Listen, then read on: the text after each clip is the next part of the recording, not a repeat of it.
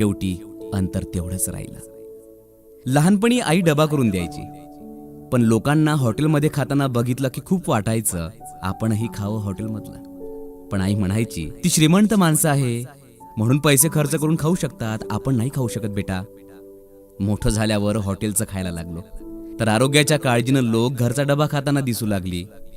शेवटी अंतर तेवढंच राहिलं. लहानपणी गरिबीमुळे मी सुती कपडे घालायचो, तेव्हा लोक टेरिकॉट पॉलिस्टरचे कपडे घालायचे. खूप वाटायचं आपणही असे कपडे घालावे. मोठेपणी टेरिकॉट घालायला लागलो तर लोक सुती वापरायला लागलीत. सुती कपडे आता महाग झालीत. शेवटी अंतर तेवढंच राहिलं. लहानपणी खेळताना पडलो तर गुडघ्यावर पॅन्ट फाटायची. आई छानपैकी शिवून द्यायची, पण शिवलेलं कोणाला दिसू नये म्हणून धडपड असायची. मोठेपणी लोकांना फाटलेला जीन्स दाम दुपटीने विकत घेताना पाहिलं. शेवटी अंतर तेवढंच राहिलं. लहान होतो तेव्हा दूध नसल्यानं घरी गुळाचा चहा मिळायचा आणि लोकांना साखरेचा पिताना बघायचो. वाटायचं आपणही साखरेचा चहा प्यायला पाहिजे. आता मी साखरेचा चहा प्यायला लागलो तर लोक गुळाचा ब्लॅक टी पित आहेत. शेवटी अंतर तेवढंच राहिलं.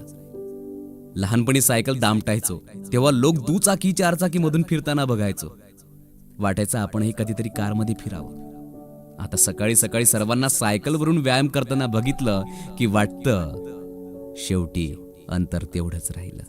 लहानपणी जेव्हा चपाती मिळत नसल्याने ज्वारी बाजरीची भाकरी खायचो तेव्हा लोक पोळी चपाती भात खाताना दिसायचे. मलाही वाटायचं की आपणही खावं. आज तीच लोक भाकरी खाण्यासाठी हॉटेलमध्ये पैसे मोजून रांगा लावताना बघितलं की वाटतं अंतर तेवढंच राहिलं. लहानपणी झोपडीत राहायचो तेव्हा बंगल्यात राहणाऱ्याकडे बघून वाटायचं आपणही बंगल्यात राहावं. आज तीच बंगल्यात राहणारी माणसं मनशांतीसाठी दूर खेड्यात जाऊन झोपडीमध्ये राहतात, रिसॉर्टमध्ये राहतात. तेव्हा वाटतं शेवटी अंतर तेवढंच राहिलं. आता कळलं हे अंतर असंच कायम राहणार. मग मनाशी पक्क केलं जसं आहे तसंच राहणार, कुणाचं पाहून बदलणार नाही. मित्रांनो, तुम्ही जसे आहात ना तसेच राहा. तुम्ही खूप गोड आहे.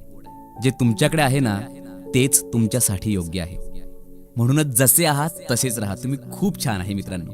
तर माझ्या सर्व रसिक श्रोत्यांसाठी ही कविता होती, शेवटी अंतर तेवढंच राहिलं. मित्रांनो, ही कविता तुम्हाला आवडली असेल तर नक्कीच शेअर करा, कमेंट करा, लाईक करा आणि हो, जर तुम्ही सबस्क्राईब केलं नसेल तर सबस्क्राईब करा. भेटूयात पुढच्या व्हिडिओमध्ये. नमस्कार.